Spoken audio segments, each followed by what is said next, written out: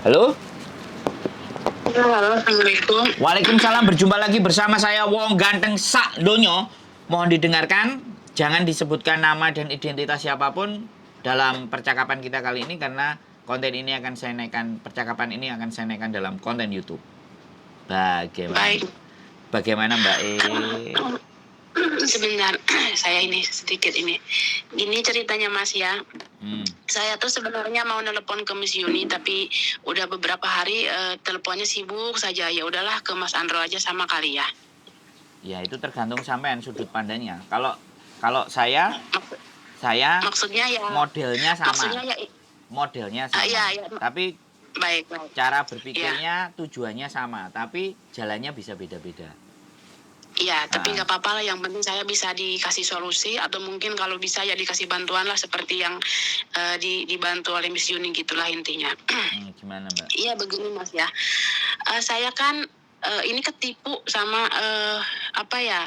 itu tuh apa Suzuki. Terus? Sales Suzuki. Pada bulan 1 tanggal 6 itu kan saya tiba-tiba kepikiran mau kredit mobil tuh. Saya posisi di sini. Tapi saya kreditnya di Indo, di sana, di Suzuki Indonesia. Kalau nyebut kota nggak apa-apa kali ya Mas ya? Nggak apa-apa, kota nggak ada masalah. Iya, kota nggak masalah. Saya kan kontak tuh, saya kan cari-cari itu dealer ya. Terus di situ saya nemu Suzuki Sukabumi karena memang saya orang Sukabumi. Nah di situ saya kan banyak sales tuh. Nah saya tuh kontak satu sales, ternyata ia merespon langsung. Nah pada tanggal 6 bulan 1 itu saya rencana mau kredit mobil. Terus dengan DP 40 juta supaya cicilannya tidak sebegitu mahal lah intinya ya. Nah setelah itu chatting. Awalnya sih saya mau tanya-tanya dulu gitu karena saya juga di sini di luar negeri. Terus saudara saya yang mau minta mengecek lokasi itu juga tidak di tempat ya, tapi karena mungkin lah maklum lah sales gitu ya. Yang akhirnya di situ saya diminta untuk booking unit 10 juta. Nah setelah itu saya kasihlah itu booking 10 juta. Terus 2 hari kemudian kan kakak saya itu pulang dari kampung tuh. Terus saya minta ke kakak saya, awalnya si salesnya itu ke rumah, mengecek ke rumah tuh. Nah setelah ketemu sama kakak, mungkin interview bla bla bla bla, nanti 1 hari atau 2 hari kemudian kakak saya itu mengecek itu tuh dealer tempat dealer itu. Mungkin kan saya takutnya ini ada nggak dealernya gitu ya, ternyata dealernya itu ada. Nah dari situ kan DP-nya 40 juta, saya baru booking unit 10 juta. Nah di situ kan karena HP saya itu mati, tiba-tiba mati, jadi m-bankingnya kan nggak bisa dipakai ya Mas ya. Nah setelah 1 minggu kalau nggak salah, dari situ tuh 1 minggu apa berapa hari gitu ya saya lupa. Nah m-banking saya kan aktif lagi, HP-nya aktif lagi, terus saya transfer lagi 30 juta, lunas lah itu DP. Nah setelah DP iya katanya Bu ini lagi proses kayak surat-suratnya kayak gitu Ibu, nanti tunggu aja katanya gitu. Ya udahlah saya tunggu sesuai perintahnya si sales itu. Tapi si sales itu tidak mengasih tahu kalau misalkan saya harus transfer ke rekeningnya dealer gitu ya, karena salesnya itu meminta saya transfer ke rekeningnya sales tersebut. Di situ kan saya cek dulu ya profilnya itu, saya cek dulu baik bener lah ini tempatnya ada, rekeningnya ada, semuanya jelas. Bahkan saya lebih yakin lagi karena kakak saya kan juga ke dealer tersebut ya, jadi saya mungkin nggak bakalan nipu kali ini kan gitu. Udah selesai sampai di situ. Terus saya nunggulah proses sampai beberapa hari, beberapa minggu masih belum ada, katanya masih belum ada. Karena saya di situ mintanya kredit syariah gitu. Terus katanya ditunggu aja Bu, katanya nanti ada ada telepon dari bank syariah ke Ibu. Ya udah saya tunggu lah. Nah, setelah itu banyaklah percakapan di situ yang akhirnya di tengah-tengah proses itu terus si salesnya itu enggak gini, karena kan saya menunggu telepon dari bank syariahnya itu masih belum ya, masih enggak ada. Terus saya bilang tanya, ini kalau misalkan cash berapa ya mobil kayak gini? Ya katanya 100 berapa puluh ya, 120 apa 30 lah saya lupa, antara segitu, tapi chatnya masih ada. Nah di situ ya udah katanya gini aja Bu, kalau misalkan Ibu mau cash katanya nggak apa-apa. Jadi katanya ini kita sarankan investasi seperti apa. Nah sekarang katanya Ibu bayar cash dulu ke dealer, nanti setelah mobilnya keluar, terus kan BPKB-nya keluar, nanti BPKB-nya katanya diinvestasikan ke bank syariah. Nah, misalkan ibu beli mobil 125 juta, nah ibu jual ke bank syariah sekitar 135 gitu. Tapi nanti BPKB-nya dipegang sama bank syariah, terus ibu harus nyicil sekian kali sekian bulan kan gitu ya Mas ya. Terus setelah itu saya pikir gitu ya, yang akhirnya ya udahlah kalau misalkan seperti itu. Katanya ibu itu seolah-olah beli mobil tanpa DP, kredit mobil tanpa DP, katanya seperti itu. Ya udah, di situ saya pikir-pikir lah berhari-hari kayak gitu ya, karena mungkin maklumlah sales juga kan ngomong-ngomong kayak gitu. Jadi saya udahlah, saya bilang, tapi di sini saya tidak punya duit cash, saya bilang. Terus si sales itu, ya udah Bu, nggak apa-apa katanya, ibu nambahin sekian berapa juta, yaitu hari mintanya nambahin 30 juta lagi katanya. Ini atasan saya bisa membantu untuk pelunasannya, tapi nanti setelah dari bank syariah cair, ibu tinggal ngembaliin uang atasan saya, katanya seperti itu. Nah udah gitu saya pikir-pikir lagi, saya bilang kalau minta 30 juta lagi nggak ada lah, katanya kayak gitu kan. Nanti setelah itu turun lagi, ya udah Bu, katanya ibu minta ada nggak nambah lagi 25 juta. Terus dari 40, bukan, karena saya lupa juga, tapi chattingnya masih ada. Dari 40 juta itu saya jadi uangnya itu totalnya 75 juta. Nah setelah 75 juta itu saya berhenti lah. Nah tinggal nunggu proses, karena katanya dari harga mobil 100 juta lebih tadi, dengan uang saya 75 juta, nah sebagian itu atasannya katanya yang membantu, seperti itu Mas. Nah udah, ceritanya udah selesai lah. Saya sampai nambah duit 75 juta. Setelah itu proses nggak tahu berapa ya, 1 bulanan masih belum itu keluar mobilnya. Iya Bu, katanya 2 hari lagi mobilnya datang. Ya udah saya tunggu. Setelah itu gimana mobilnya? Ya Bu, tunggu katanya. Nanti 3 hari lagi mobilnya datang. Nah yang akhirnya itu mobilnya itu katanya nggak ada, sudah laku, seperti itu. Halo Mas? Ya, saya dengerin Iya. sampai Iya. habis, nanti giliran saya ngomong jangan dipotong. Iya. Oke. Saya takutnya jaringannya nggak ada. Enggak, saya Takutnya dengerin, kayak saya gitu. dengerin dengan Ada baik. ya. Saya Nah, dengerin. ya. Yang akhir cerita itu katanya mobil yang saya pesen, bahkan itu mobilnya udah dikirim ke saya videonya. Waktu kakak saya ke sana juga itu mobilnya ada memang. Tapi akhir cerita itu udah proses 1 bulan lebih kalau nggak salah, itu akhirnya mobilnya itu nggak ada, katanya Bu, udah laku. Yang ibu pesan itu mobilnya udah laku, karena memang waktu itu hari stoknya terbatas. Ya udahlah, saya bilang kalau misalkan mobilnya udah laku ya udah dibatalin aja kan gitu ya Mas ya. Ya udah Bu, katanya saya mau membuat surat pembatalan. Nah dari membuat surat pembatalan itu katanya nanti duitnya sekitar 14 hari katanya gitu. Ya udah saya tunggu, setelah 14 hari masih juga nggak ada. Saya tunggu masih juga nggak ada itu. Yang akhirnya kurang lebih 1 bulan itu ya, baru si sales itu ngembaliin, itu pun dengan secara saya setiap hari kayak pengemis kayak gitu, baru ngembaliin 25 juta katanya dengan alasan uang pengembalian dari dealer itu sudah masuk ke rekeningnya si sales itu, tapi ada kendala dari link BCA.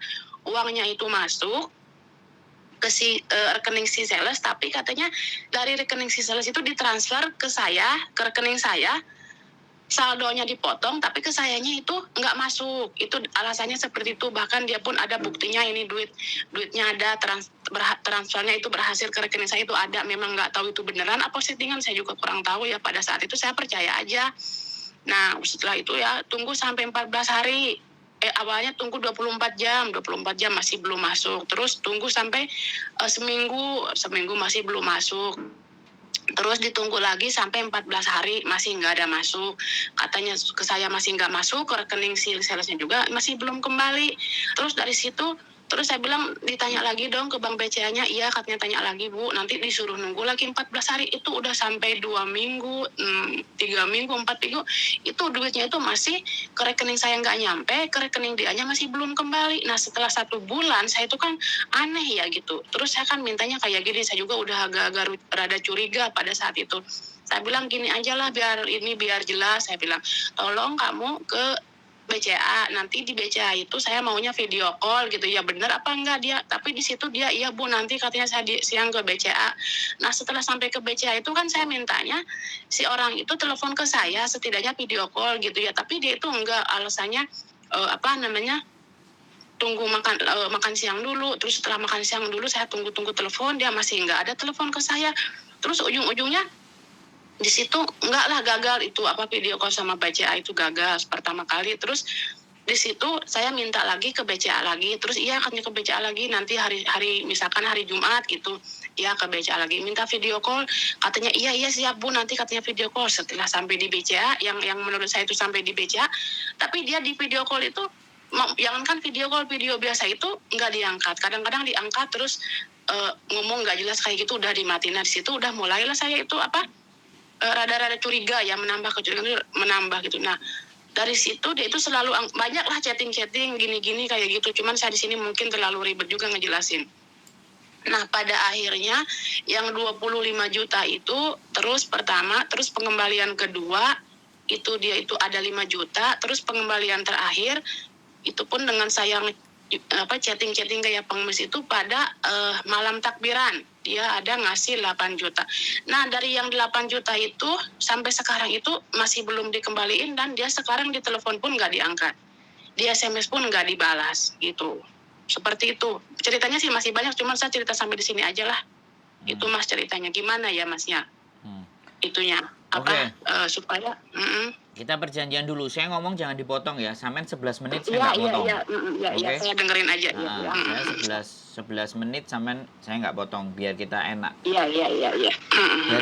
Dari apa yang sampean ceritakan, saya sudah menemukan 2 plan, 2 rencana yang kira-kira sampean pertimbangkan dan sampean pikirkan. Kalau ini dianggap sebagai bentuk sebuah penipuan, jangankan kita mikir bahwa ini yang dilakukan adalah penipuan. Iya. Yang pertama, memang pelaporan pertama itu harus yang bersangkutan. Itu ke kantor polisi. Itu sampean sendiri yang lapor ke kantor polisi. Nah, oke, nanti saya kasih clue kalau lapor secara online bisa apa enggak. Selama ini kalau lapor ke kantor polisi kan memang orang datang sendiri. Baru kedua, ketiga, keempat itu kuasa hukum. Boleh dikuasakan hukum. Itu yang pertama. Yang kedua, kalau sampai memang ada nomor telepon dan ada data sales tadi dari pihak ada. Aku ngomong dengerin dulu ya, tolong jangan dipotong. Oke? Oh iya. Ini plan, sampean harus gatekno, sampean harus memperhatikan saya ngomong. Nanti baru kita diskusi lagi. Plan pertama tadi ke polisi kalau itu tidak memungkinkan buat sampean. Plan kedua adalah sampean bawa saudara yang sampean percaya, sampean bikin surat kuasa di tulisan tangan untuk bertanya. Ini saya mewakili saudara saya atas nama saya yang bertanda tangan, saya mewakilkan untuk melakukan perundingan atau mediasi atau menagih atau apapun bahasanya. Yang penting menyelesaikan persoalan. Saya wakilkan kepada keluarga saya atau saudara saya atas nama ini, nomor KTP ABCD. Jadi sampai nulis. Jadi nanti dia harus nemuin si sales tersebut untuk membicarakan seperti apa. Itu kalau sampai mau bermediasi dulu, ngobrol dulu secara kekeluargaan. Caranya itu. Nah, terus yang berikutnya setelahnya adalah sampean mesti kumpulkan bukti-bukti transfernya, percakapannya, apapun semuanya. Karena sampean melalui online. Iya. Oke, kalau melalui online, setiap pembicaraan, setiap WhatsApp, setiap apapun, itu harus terdata. Karena dalam persidangan kita membutuhkan 2 alat bukti dan 1 saksi. Nah, ini untuk pengalaman juga. Sebenarnya kalau berurusan dengan uang itu sebaiknya disetorkan secara cash dan di tempat di mana dan ada saksi dan semuanya. Tapi karena sampean semuanya by sosial media, by WhatsApp, by handphone, transfernya semuanya. Makanya kenapa sih setiap perusahaan percakapan ini kita rekam, semuanya kita rekam. Karena itu untuk membuktikan ketika nanti terjadi kisruh kayak gini gitu loh Mbak. Bisa dipahami nggak? Nah, sampean siapkan buktinya. Jadi yang pertama ya mediasi, keluarga silahkan bikin surat untuk diwakilkan. Kemudian berikutnya kalau sudah mentok, ya sampean harus lapor polisi dengan cara pulang. Nggak bisa by online. Karena sampean nanti akan dimintai keterangan sama Pak Polisi. Itu baru terus kasusnya sampean bisa naik. bisa naik ke atas. Jadi ini persoalannya kan sebenarnya bukan di dealernya, ini persoalannya kan di salesnya. Nah, makanya kalau persoalan di salesnya dan sales itu terdaftar resmi, enak, kita datengin aja dealer Suzuki-nya. Cari atas nama sales ini ada nggak, yang pertama itu. Kalau ada, namanya siapa, alamatnya di mana, apakah benar dia bekerja. Jadi seperti itu. Biasanya saya nggak mau suuzon ya, tapi saya menggunakan logika dan akal pikir saya untuk menerjemahkan persoalannya sampean. Jadi bisa jadi dia sales di salah satu dealer, tapi dia menawarkan barang yang bukan miliknya dealer tersebut. Bisa dipahami nggak? Nah, bisa jadi seperti itu. Kalau misalnya sampean dia sales dealer tersebut dan dia menawarkan produknya dealer tersebut, barangnya dealer tersebut, maka itu bisa kena sedealer-dealernya. Bisa dipahami nggak?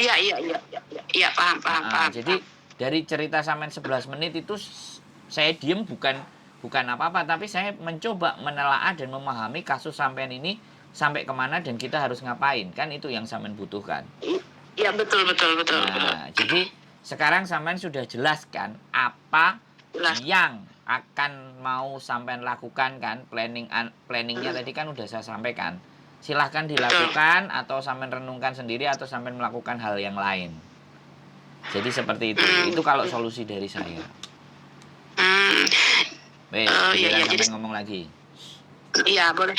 Kan itu memang semua chattingannya ada jelas dari awal sampai akhir, belum saya hapus, masih ada. Terus bukti-bukti transfer juga masih ada. Terus KTP si sales itu juga saya ada. Terus itu profil si salesnya itu dari Google sama di WhatsApp itu kan, di profil WhatsApp itu kan ditulis gini-gini. Iya, ada semua jelas. Itu Suzuki Sukabumi, alamat semua lengkap. Bahkan ya itu tadi kakak saya kan ke sana itu memang salesnya itu dealernya itu ada seperti itu. Nah, masalahnya kan sekarang saya itu gimana ya Mas ya? Saya kan di sini ada anak tuh sekolah gitu. Jadi kalau misalkan kalau mau pulang itu mungkin harus nunggu, itu pun belum tentu anak liburan sekolah saya. Maaf saya potong ya. Maaf saya potong. Sekali lagi saya potong. Iya. Saya tadi kasih plan kan 2, bukan 1. Iya. Bisa dipahami nggak? Plannya kan ada 2. Iya, paham. Yang pertama sampean bikin surat. Oh iya, saudara saya udah mewakili. bikin surat kuasa, Mas. Ya, saya juga potong. Ini jawab langsung ya. Saya udah bikin surat kuasa, tapi itu bukan saudara karena saya itu tidak mau saudara saya tahu. Terkecuali kakak saya yang ini pun yang dulu ngecek ke sana pun ke dealer pun itu tahu. Cuman masalah ini setahu kakak saya itu uang udah dikembalikan, padahal yang dikembalikannya baru sebagian gitu. Tapi saya udah menguasakan ke salah seorang gitu, itu nggak apa-apa kali ya? Ya, saya kan nggak ngerti orang yang sampean suruh kuasakan. Bisa dipahami nggak? Kan bisa jadi yang dikuasakan itu, kalau saya berpikir jelek loh ya, yang sampean kuasakan itu juga bermain. Oh iya. Ya udah, berarti saya harus ke keluarga ya. Nah, enggak. Gini loh, sampean pikirkan pakai logikanya sampean. Kalau sampean nggak bisa pulang, makanya saya tadi ngomongnya kan keluarga. Tapi ternyata sampean ngomongnya orang lain. Nah ini loh, misunderstanding-nya, kesalahan pemahamannya itu di sini. Nah kan kita nggak ngerti nih orang yang sampean percaya ini. Bisa jadi persoalan itu bukan di dealernya, tapi orang yang sampean percaya. Gitu ya Mas ya. Loh enggak, sampean gini loh, jangan gitu ya. Jangan sampean logikakan sampai dengan pikiran sampean sendiri. Bisa dipahami nggak? Iya. Sebelum sekali lagi kita berdiskusi ya. Kita berdiskusi. Tapi kalau sampean minta bantuan ke saya punya 2 pengacara gitu. Tapi pertanyaannya dengerin saya ngomong dulu. Kan kita tadi janjian toh, saya ngomong jangan dipotong ya. Baru sampean tak kasih kesempatan kita ngomong. Kalau sampean mau ngomong terus saya dengerin aja. Nggak ada selesainya. Paham nggak? Kalau sampean bilang saya suruh bantu, ya kita ada pengacara gitu. Lah kalau karena apa? Kalau sampean misalnya punya pengacara sendiri, nggak tahu kenal dari mana BCD, duit sampean kan bisa kemungkinan hilang lagi.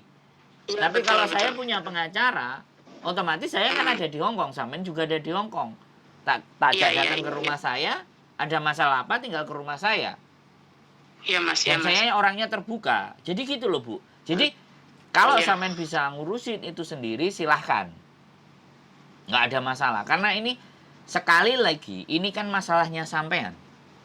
Iya, betul. Saya hanya membantu ngajak mikir untuk mencari solusinya. Mm-mm. Kan tidak kewajiban saya. Benar nggak? Iya, iya. Tidak kewajiban saya untuk membantu persoalan sampean sampai selesai, itu kan bukan kewajiban saya. Iya, iya. Tapi sampean ngajak ngomong saya dengan masalahnya sampean aja itu sudah. Ibaratnya saya meluangkan segala sesuatu kan kayak gitu, dan saya nggak ada masalah Iya. gitu loh ya. Jadi caranya Iya, iya. begitu, Bu E. Nah, sekarang gantian sampean yang Oh. ngomong. Lah, ini kan enak gitu loh. Oh, iya, betul, betul. Enggak, tadi kan saya nggak paham. Jadi maksud masnya itu menawarkan pengacara itu sampean ada pengacara gitu. Saya tidak Sudah ada. menawarkan. Oh. Tapi kalau sampean mau, sekali Iya. lagi saya tidak menawarkan. Yang punya masalah kan sampean. Lah daripada sampean Enggak. menuntut saya harus bantu menyelesaikan, kan saya posisi di sini, kan enggak mungkin banget saya. Artinya yang harus diwakilkan ke namanya kuasa hukum, kan begitu ceritanya. Wong sampean posisinya tidak di Indonesia, tapi untuk pelaporan pertama kali itu memang sang korban harus datang sendiri. Di situ perluasannya kalau kita mau beracara. Oh, iya, iya, iya. Kalau kita mau melakukan Jadi, penuntutan gitu loh. iya, iya. Sekarang udah boleh saya ngomong ya, Mas ya. Nah, so. Nah tadi kan Masnya tadi ada kuasa hukum, melalui kuasa hukum, jadi tetap saya harus pulang dulu gitu untuk melapor dulu. Betul. Gitu. Untuk pertama kali memang sampean harus sampean sendiri. Oh, gitu. Kalau ini Jadi mau tidak dikasuskan. bisa. Oh, iya, iya, iya, iya. Kalau itu menghitungkan kuasa hukum itu berapa ya Mas bayarnya nanti? Ya itu sampean negonya sama pengacara sendiri. Karena itu wilayah, jadi yang wilayah lokasi, ya kan. Terus kasusnya seperti apa? Itu kan sudah jasa pengacara kan memang begitu. Dan sekali lagi ya, saya bukan mau jualan pengacara loh ya. Iya, iya, saya paham. Tapi karena sampean punya masalah ya, ini takutnya orang yang nggak paham disangkain saya ngocok-ngocokin untuk ke pengacara. Kan solusi saya tadi kan ada 2 kan gitu loh. Jadi seperti itu. Lanjut lagi sampean ngomong gitu. Nah, ya saya pikir kan bisa seperti ini, seperti kasus-kasus mbak-mbak yang ditanganin oleh siapa itu, dibantu sama Mas Uya gitu kan. Saya pikir bisa seperti itu tanpa saya pulang dulu gitu, maksudnya misalkan di telepon orangnya, terus nanti misalkan kayak di geretak gitu dulu. Sepertinya sih orang ini kayaknya sih takut sekali kalau misalkan mau dibawa ke jalur hukum, tapi menurut saya dia nyantai-nyantai karena dia tahu saya tidak di Indonesia, seperti itu Mas. Kalau sampean bilang kalau kasusnya bisa kayak yang dibantu kemarin, karena kemarin itu korbannya banyak, ya. Nah kalau ini kan tidak ada saksi semuanya, makanya sampean diskusinya kalau ini soalnya sama pengacara. Jadi bisa nggak diwakilkan atau dikuasakan tanpa dia tanpa sampean pulang ke Indonesia? Nah seperti itu saya. Ya makanya sampean itu kalau bisa. Sampean nanti tinggal dikasih nomor pengacaranya, kan kayak gitu. Karena begini loh, tidak semua pengacara kayak orang-orang yang terkenal sana itu mau mengambil kasus tersebut gitu loh. Iya, paham. Jadi sekali lagi ya, kalau ataupun saya berbicara ya sama mereka, ya saya nggak ngerti, tapi saya punya sendiri gitu loh. Saya punya sendiri. Orang mereka kan kemarin datengin ke Miss Uni gitu loh. Nah, Miss Uni sekarang itu tumpukan kasus juga banyak. Tapi kembali lagi, apakah pengacaranya mau membantu semua? Nah itu kan persoalannya. Begitu loh Mbak. Jadinya kembali lagi, nanti diskusinya sama kuasa hukum. Nah sekarang terserah sampean. Terus itu saya mau tanya satu hal. Itu kuasa hukum yang Mas ada itu dari mana? Dari Jawa Timur gitu apa dari mana? Ya kalau saya kan Jawa Barat. Kalau saya punya Surabaya sama Kediri. Oh jauh sekali ya, saya Jawa Barat Mas. Tapi gini, untuk melakukan ke sana itu juga bisa. Karena mereka punya surat yang domisili area bekerjanya itu seluruh Indonesia. Jadi namanya pengacara itu berkasus mau ke Ambon, mau ke Irian Jaya, mau ke Papua itu bisa. Cuman kan kembali seperti itu. kosnya. Nah, sekarang gitu. Nah, kalau sampean mau cari pengacara sendiri di kota sampean nggak ada masalah. Gitu. No problem. Pakai keluarga ya silahkan gitu loh. Ya, yang Gitu ya. mewakili keluarga yang ngomongin ke pengacara kalau ada apa-apa kan keluarga. Itu monggo lebih dekat juga gitu. Ya, semuanya saya kembalikan sama sampean. Jadi, kalau pengacara ya memang begitu. Kalau saya ya punya orang kepercayaan sendiri yang membantu saya. Jadi kalau sampean monggo, saya tidak akan mengintervensi keputusannya sampean. Yes, gimana lagi? Silakan ngomong. Jadi sekarang sisanya itu uangnya tinggal 38 juta lagi sih. Ya, nggak apa-apa ya, makanya kan sudah clear nih. Dari setelah ngomong Ya, sama saya, mendudukkan persoalan ini pada semestinya kan sudah tinggal sampean saja. Mau dibawa, iya. mau dibawa kemana ini persoalan? Mau dibawa mediasi kekeluargaan ya monggo, sampean punya wakil sampean untuk menemuin dan bicara baik-baik. Tapi kalau nggak bisa dengan mediasi, ya mau nggak mau ditempuh jalan hukum kalau sampean ingin balik. Tapi kalau kasusnya itu penipuan, kalau dia nggak mau bayar ganti rugi ya dia masuk penjara. Tapi kalau dia mau mengganti uangnya dan tidak dipenjara, ya uang sampean kembali. Jadi konsekuensinya ada di situ. Tapi sampean membayar jasa lawyer, jasa pengacara. Jadi seperti itu ceritanya. Wis, Gitu. sudah duduk persoalannya. Enggak, saya mau tanya lagi satu. Kalau misalkan nih orangnya ini misalkan sampai di penjara, berarti dia setelah di penjara nggak berhak mengembalikan uang gitu Iya ya? enggak. Ya? Kalau pidana begitu. Oh gitu ya. Iya. Kalau itu dibicaranya kasusnya penipuan. Makanya nanti sampean konsultasinya sama pengacara. Apakah iya. apakah ini masuk apa pidana, penipuan, penggelapan atau apa? Nah, kalau sampean mau balik ya pasti pengacara yang akan punya, karena sekali lagi ilmu saya belum belajar tentang persoalan hukum. Dan setiap kasus pasti akan beda-beda. Pengacara A, pengacara B, pengacara C punya trik dan cara masing-masing. Iya. Yang menjadi persoalan adalah pihak pengacara juga benar-benar bisa di pihak kita nggak, itu persoalan. Iya. Itu persoalan. Sekali lagi, nggak semua pengacara. Karena saya sendiri pernah punya pengacara kakak kelas saya, ngurusi cerainya istri saya. Ternyata uangnya dimakan dia, kasus nggak diurusin. Itu kakak kelas saya sendiri loh, bayangkan. Iya. Jadi betul. nggak jaminan pengacara, sekali lagi. Makanya saya tadi ngasih 2 alternatif buat sampean.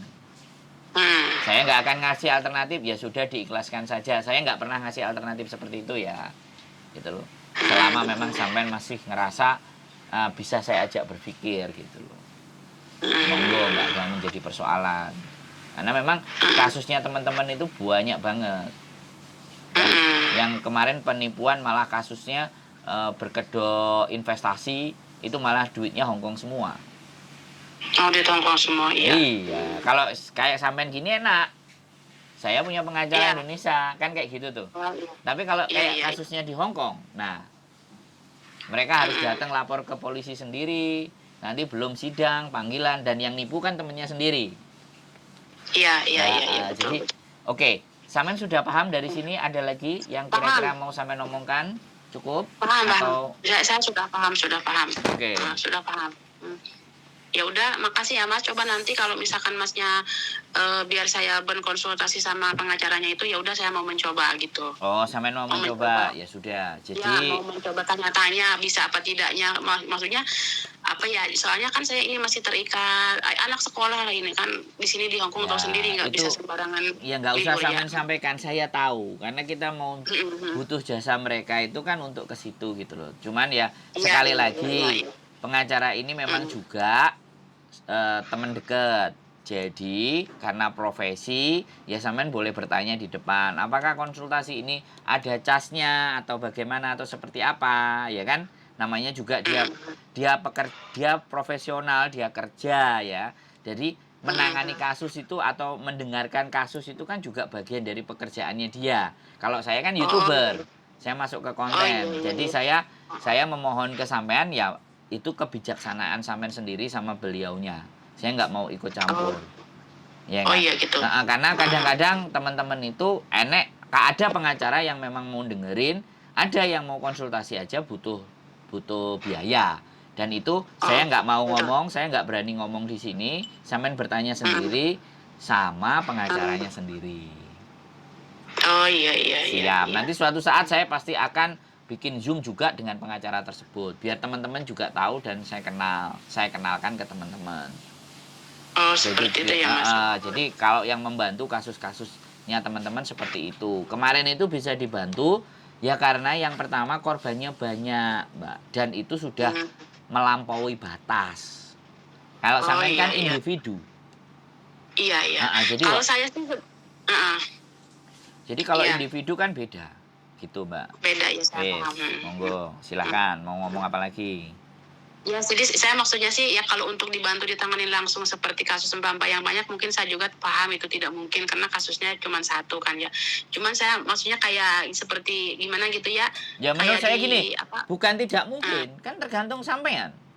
Ibaratnya kan sampean klien. Iya kan? Nah, kalau orang minta dibantu terus gratis ke pengacara, nah, sisi pengacara itu ketika membantu dia dapat apa? Bener nggak? Kalau saya bertanya, wong pekerjaan mereka itu membantu orang yang berkasus, bener nggak? Iya. Dapat rezekinya dari yang berkasus kan begitu kalau pengacara. Lah kalau mereka mungkin nggak tahu saya ada tujuan lain-lain, ya kan?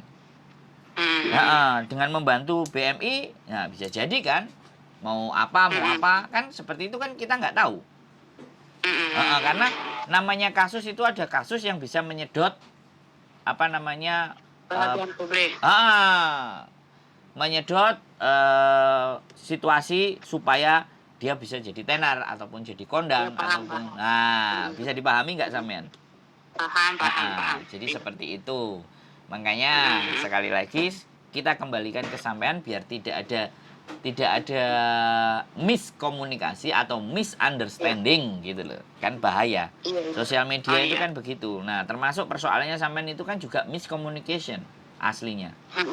Dan yang kedua sampean terlalu berani. Itu kritik saya. Sampean terlalu berani untuk memutuskan memberikan uang itu dalam posisi transfer. Iya sih karena kan karena saya kan satu pertama kali ya belum pernah kredit kayak gitu. Yang kedua kan di situ profilnya jelas ya, alamatnya jelas, semuanya jelas terus itu nggak perlu dibahas karena itu sudah terjadi. Nggak perlu sampai bahas lagi. Gitu, karena waktu kita akan habis membahas hal yang sudah terlarut. Tapi saya kan boleh mengevaluasi. Kalau sampean nggak mau disalahkan atas pernyataan saya, sampean terlalu berani dan sampean pakai transfer. Ya sampean terima aja dulu itu kan karena itu sudah terjadi benar nggak? Iya. Karena saya ini kan saya omongin di konten buat teman-teman semuanya. Saya aja beli mobil saya pulang. Oh mau ya udah Mas gitu aja. Oke, sehat selalu Mbak E. Yuk. Iya, assalamualaikum. Ini ada tamu. Warahmatullahi wabarakatuh. Ya, assalamualaikum Mas, makasih. Oke, buat teman-teman semuanya ya. Sekali lagi, pembelajaran kita adalah ketika kalian melakukan transaksi secara online ataupun transfer, waspadalah. Ya, walaupun dunia sekarang canggih, tapi ketika kalian akad dan transaksi melalui online, berhati-hatilah. Kalau enggak, nasibnya tidak akan jauh. Jatuh-jatuhnya penipuan. Keep stay tune my YouTube channel and see you next video. Bye-bye.